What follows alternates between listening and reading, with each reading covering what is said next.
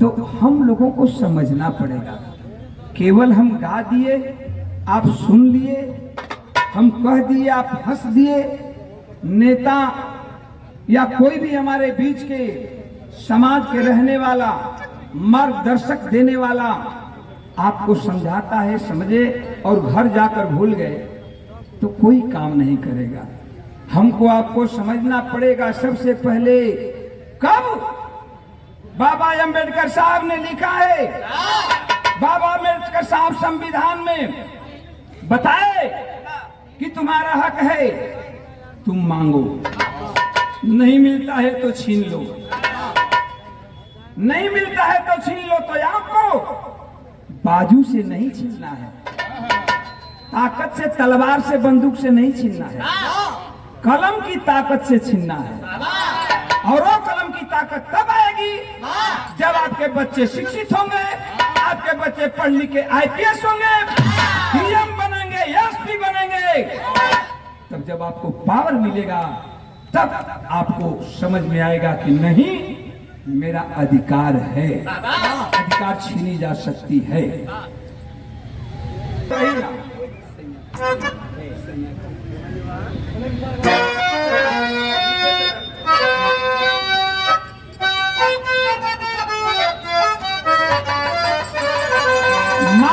हम 10 minute time लेंगे, लेकिन ध्यान से एक बात सुनिएगा, मैं कहना क्या चाहता हूं आप लोगों को, और बिहार से क्यों आया हूं कहने के लिए। बक्सर से मैं यहाँ चौरी चौरा गोरखपुर में कहना चाहता हूँ आप लोगों को, मत बेदर्दी बना।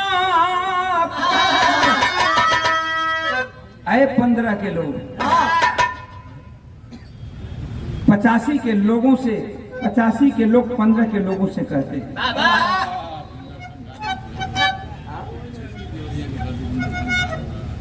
इसी देवरिया के धरती पर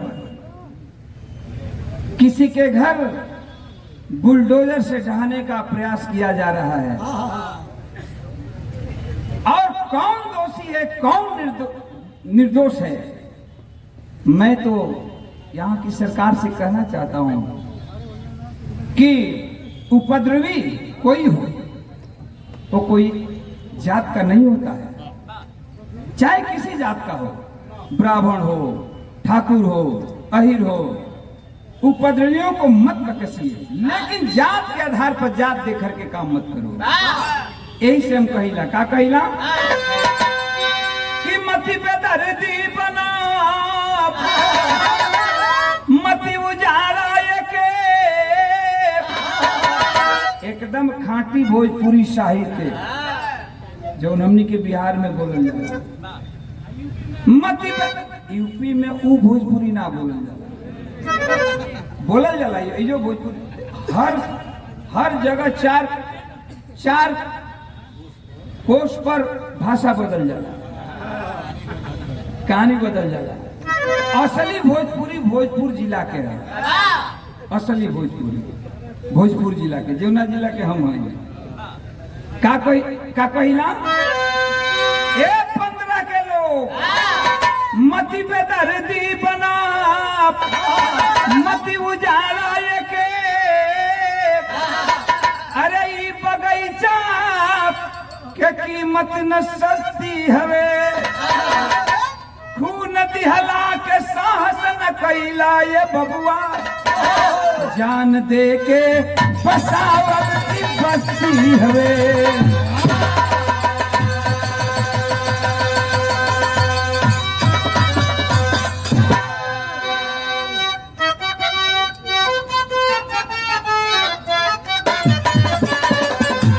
कहिला कि पिछड़ा के संगठनवा हो, पिछड़ा के संगठनवा हो,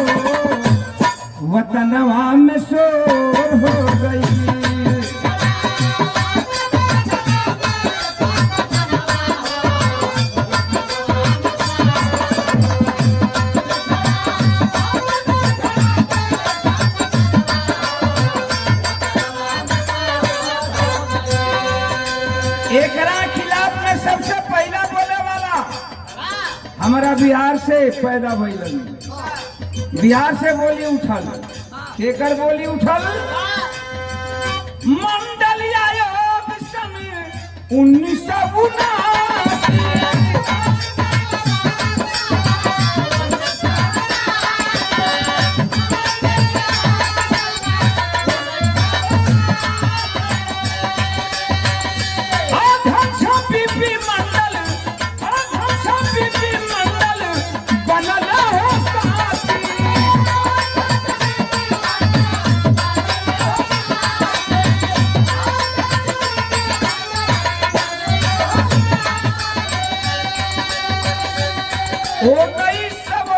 में बीपी मंडल जी इस आवाज को उठाए, जो कि बीपी मंडल जी अध्यक्ष के रूप में लोगों ने उनको अध्यक्ष माना।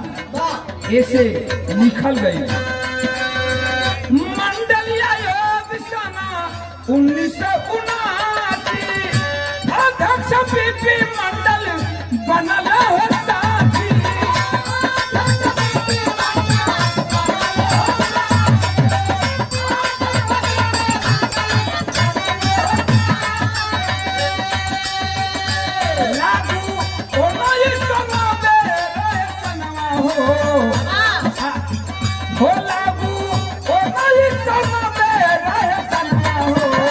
जहन्नम में सो हो गई।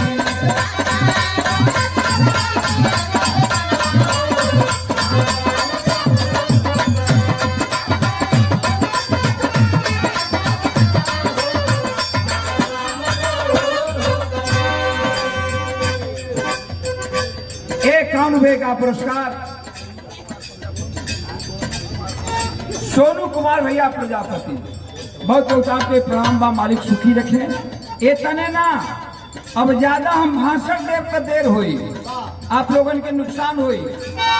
डेट वाइज हम बतौले जाता नहीं, याद कर लिया कि हम गलती कहता नहीं कि सही, और ना तो यूट्यूब गूगल खोल के देख लिया कि हम गलती गौली कि सही गौली है। 14 अगस्त में 14 अगस्त संती रानबे के मामले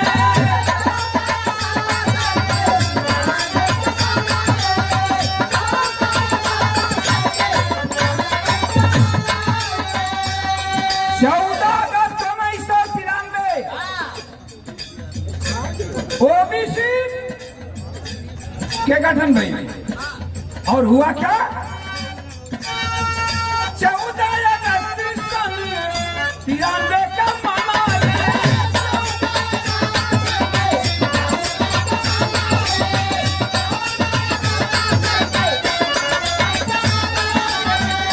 ओबीसी गठन भइल, ओबीसी गठन भइल, सब लोग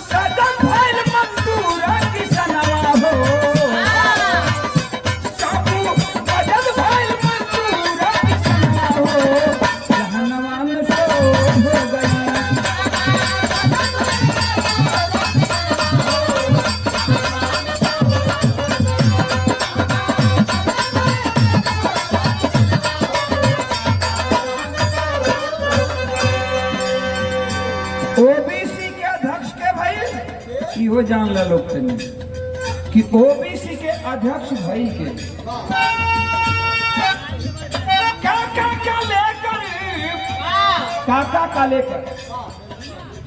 का लेकर ओबीसी के अध्यक्ष हुए। काका का लेकर अध्यक्ष पद पाले।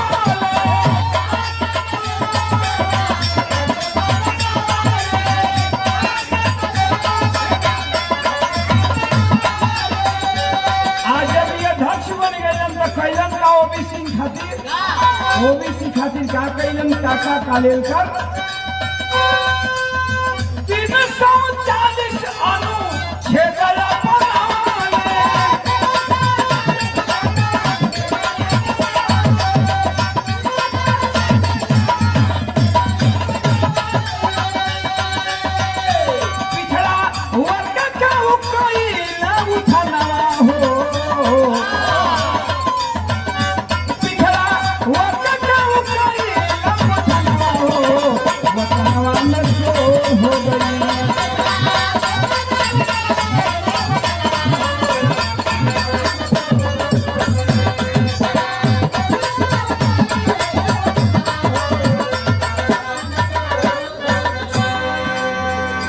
पिछड़ा वर्ग अति पिछड़ा के लिए उन्होंने अनुच्छेद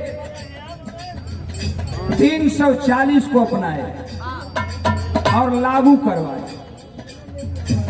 तो आने वाला दिन बहुत नजदीक है,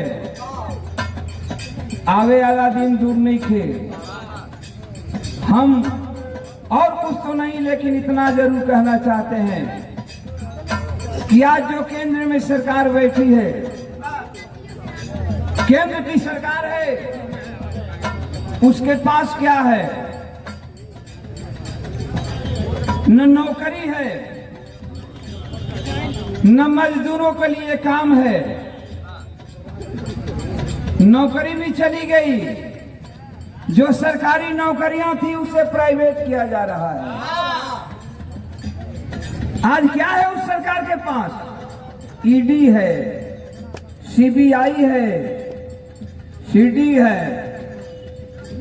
जो सरकार के खिलाफ बोल दिया उस पर ईडी लगा दो, सीबीआई से जांच करा दो, बुलडोजर से ढावा दो। बहुत लोग के तो हम ही देखा तानी, नेता लोग के, बड़ बड़ नेता लोग के, कि वो डर से, आज के सरकार के डर से एकदम चुप साइलेंट लगा गई वालों, एकदम चुप साइलेंट कि दादा जेव तन की अगर कोशिश कैली बोले के तो तुरंत हमारा पर ईडी लग जाए सीबीआई। अब बहु जना कहियो देखली हम कि अपन कुर्सी बरकरार रखे खातिर जहाँ इज्जत मिलल, इज्जत ना लेवन, ओजा जाके बेइज्जत हो गई। इहो देखली हम। अब हम बताइब नाम कर नावे रख दिया मंगरू चाचा। अब तो हम लोग जानते हो को बोलो। तो ए पिछड़ा अति पिछड़ा, दलित महादलित के लोग समझ जाइए, आज भी वक्त है। आने वाला दिन अगर आप लोग समझ गए तो आने वाला 2024 आने वाला 2024 आपका होगा। नहीं तो फिर इसी तरह से ढंग के रहेंगे, बुलडोजर लगता रहेगा, घर ढाता रहेगा, आप लोग कुछ नहीं कर पाएंगे। तो मैं तो गीत के माध्यम से कहकर जा रहा हूं। अब आप लोग को समझ में आवे तो ये बात कर कीजिएगा, हमारी बात को ध्यान में रखिएगा। 2024 अगर नहीं ध्यान में आए, आज हमारे राष्ट्रीय अध्यक्ष काली शंकर यादव जी, काली शंकर यादव भैया इतना ऐतिहासिक बृहद प्रोग्राम, ऐतिहासिक प्रोग्राम करा करके आज लोगों को संदेश दे दिया। और ये आवाज यही नहीं रहेगी, लखनऊ तक नहीं रहेगी। मीडिया के बात मैं करूं तो आज के मीडिया 95% बिकाऊ मीडिया हो गई है। बिकाऊ मीडिया, मैं खुलेआम मन से कहता हूं, सोशल मीडिया के आधार पर, सोशल मीडिया के आज देन है कि लोग कुछ जानते जान रहे हैं। नहीं तो मीडिया की तो वो हाल हो गई है, वो हाल हो गई है कि जो सरकार कहेगी वही हमको कहना है। आप लोगों ने देखा चौधरी जी को, बीएचयू का छात्र है, बीएचयू का छात्र है, मीडिया से निकाल दिया गया। सुधीर चौधरी, जिनका नाम है, किसके इशारे पर निकाला गया, किसके इशारे पर उनको नौकरी उनकी गई। आज वो आदमी के अंदर अगर ताकत है तो ताकत के बल पर यूट्यूब के चैनल से अपना फिर कायम कर लिया। तो इसलिए हमें एक बात कहना है आप लोगों से। क्या? यही मेरी लास्ट बात है। क्या कहना है?